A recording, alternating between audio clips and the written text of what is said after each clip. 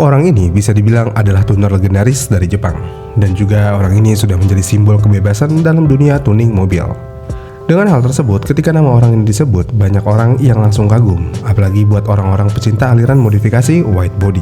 Karena bagaimanapun, nama orang ini sangat identik dengan tuning body dengan ciri khas white body. Dan ini adalah Nakai-san, founder dari RWB. Ketika RWB sedang naik daun, semua orang seakan-akan mencintai hasil karyanya. Banyak yang beranggapan hasil karya Nakai-san adalah sebuah masterpiece yang benar-benar berfungsi sebagaimana mestinya. Dengan tampilan yang elegan dan agresif, Nakai-san berhasil merubah Porsche yang memiliki bentuk klasik menjadi mobil yang memiliki aura klasik modern. Dengan keterampilan tangannya, RWB berhasil naik ke panggung papan atas tuner dunia. Sampai-sampai customer yang mau menggunakan jasa Nakai-san ini harus rela mengantri selama hampir 2 tahun. Ya, RWB sedang berada di puncak karirnya saat ini. Namun sayangnya, ketika karir Nakai-san sedang di puncak-puncaknya, hujatan, makian, dan kebencian akhirnya muncul terhadap dirinya. Yang pada akhirnya juga muncul sebuah pertanyaan. Bagaimana RWB yang tadinya sangat dicintai saat ini malah jadi dibenci? RWB didirikan oleh seorang tuner yang bernama Akira Nakai yang berasal dari Jepang. Nakai-san sebenarnya dia dikenal dengan Master Toyota AE86, yang dimana pada era 90-an ketika ajang balap drift liar di daerah pegunungan Touge Jepang booming, Akira Nakai adalah salah satu kelompok dari para penggemar drift Touge yang bernama Rawlworld. Dan sekelompok pencinta drift ini juga dikenal memodifikasi mobilnya dengan cara apapun. Tapi yang paling terkenal adalah dengan gaya modifikasi chamber mobilnya cukup ekstrim yang biasa disebut Onikian, yang berarti Devil Chamber. Mereka sering sekali melakukan ajang drift ini di dekat trek fenomenal yang bernama Tsukuba, dan kelompok ini menyebut kelompok mereka Rawlworld, yang mana ini diartikan menjadi orang paling jahat di dunia atau dunia yang kasar, dan Akira Nakai adalah pemimpin dari kelompok itu.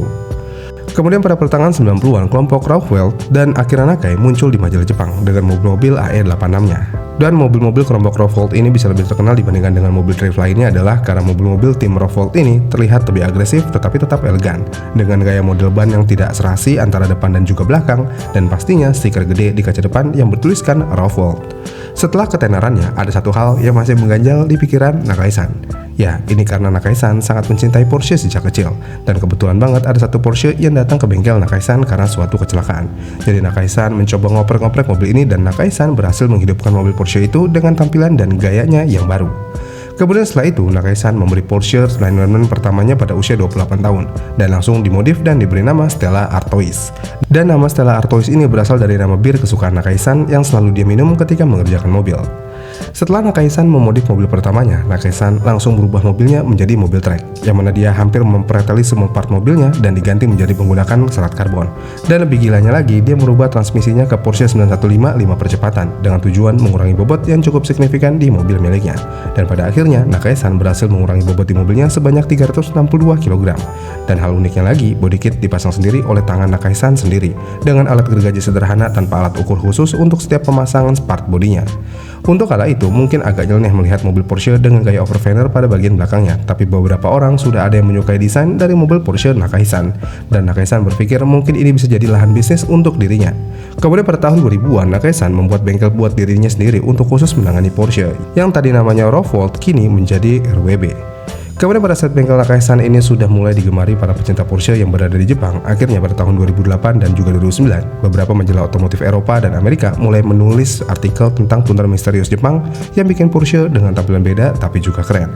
Dan foto-foto Porsche RWB mulai viral di forum seperti Speed Hunters, Stanford, dan Instagram pada tahun tersebut. Dan salah satu liputan besar datang dari media Speed Hunter tahun 2011, yang dimana fotografer Larry Chen dan kru mereka mendatangi garasi kecil RWB di Chiba. Dengan memberikan video dokumentasi pertama tentang kehidupan Nakai-san dan garasi kecilnya yang bernama RWB. Semenjak video itu dirilis, nama RWB semakin dikenal ke seluruh penjuru dunia. Bahkan setelah nama RWB semakin besar, pada tahun yang sama pesanan bodi RWB dari luar negara Jepang langsung berdatangan. Dan di tahun 2011 ini RWB juga langsung membuka RWB Thailand untuk menjadi franchise luar Jepang pertama. Dan di tahun 2012 RWB Indonesia berdiri dengan proyek legendaris seperti Rotana dan juga Royal Ocean. Kemudian di tahun 2013 RWB UK, RWB Jerman, dan RWB Amerika juga ikut terbentuk. Pada titik ini, RWB bisa dikatakan sudah menjadi tuner legendaris dengan keciri khasan white body kit di setiap mobil Porsche.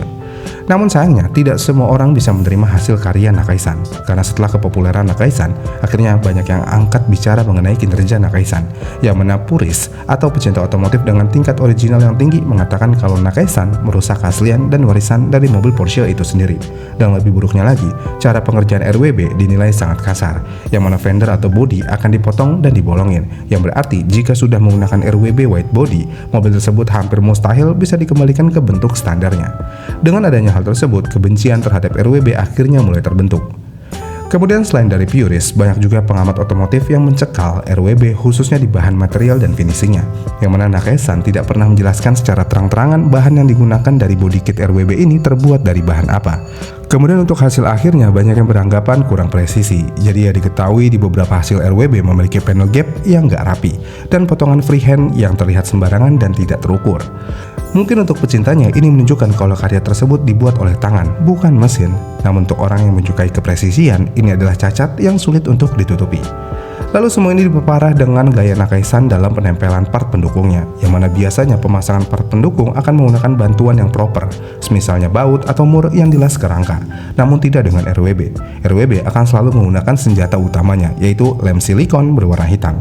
Dan lem silikon ini akan digunakan di hampir keseluruhan proses RWB, mulai dari pemasangan body kit, bahkan yang paling kontroversi, Nakaisan hanya menggunakan lem silikon hitam untuk menempelkan tow hook di mobil Porsche garapannya. Ya, ini adalah sesuatu hal yang hampir tidak bisa diterima oleh setiap orang. Bagaimana mungkin seorang tuner yang katanya legenda dan memiliki antrian yang sangat panjang hanya menggunakan lem silikon untuk memasang tow hook di mobil garapannya? Dengan adanya hal ini tentu aja langsung membuat banyak orang yang mengklaim kalau RWB hanya mempentingkan estetika mobil aja, tanpa memperdulikan fungsi utama dan keawetan part yang berada di mobil.